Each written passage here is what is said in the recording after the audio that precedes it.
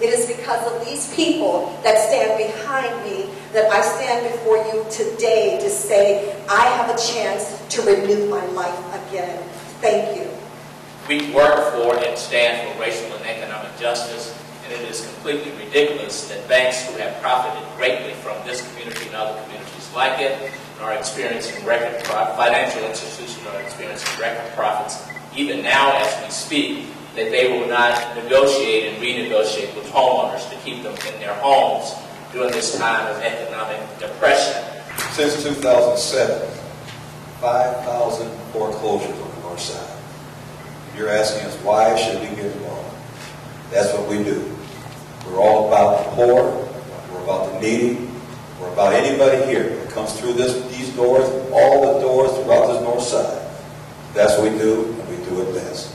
We bail them out, and so we bail them out, we ask them to return the favor. Occupy Wall Street, Occupy Minnesota, it's a dynamic movement, and it has pushed us to think broader, to think more deeply about this, to think in new ways, to think about our tactics. It's opened up political space to make broader demands. It's a critical movement, and so we've been in dialogue with Occupy Minnesota folks in the Twin Cities, and we're grateful that they're putting their bodies on the line to make the space for us to articulate these demands. We try to minister to the whole man, spirit, soul, and body. It's hard for me to get to your spirit when your mind is on where I'm going to be sleeping at over the next few days. We have to be careful that we don't allow the gospel to be so narrow that it is only what we do within the four walls of our church on Sunday. The gospel calls us to care for the least and the left out, and those on the margins of life. We're asking the banks for grace, for a sense of social justice. We want everyone that can stay in their home. If their mortgage is modified, they can make that mortgage known.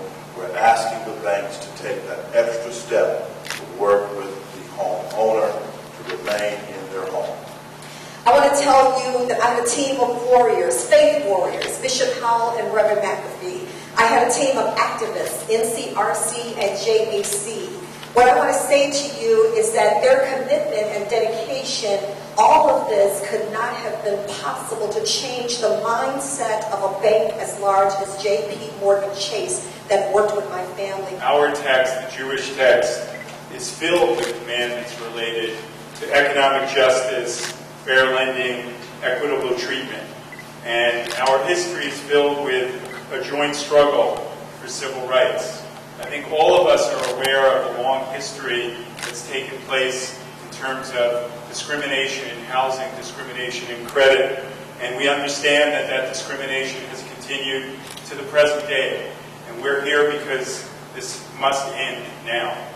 The legacy of financial discrimination, that these banks may not be the originators of financial discrimination, especially against communities of color, but they've been acting as its agents. So we call on them to be the agents of equity and fair treatment, and therefore to negotiate fair lending agreements, broader fair lending agreements. And we need to join our brothers and sisters that occupy Minnesota, and we start occupying the banks. I think the historicity of us, especially the African American church, we've demonstrated that we're willing to go to the mat when we think things are not right. But I think before we take those direct actions, we try negotiation first, but we're not opposed to going to jail in this cause.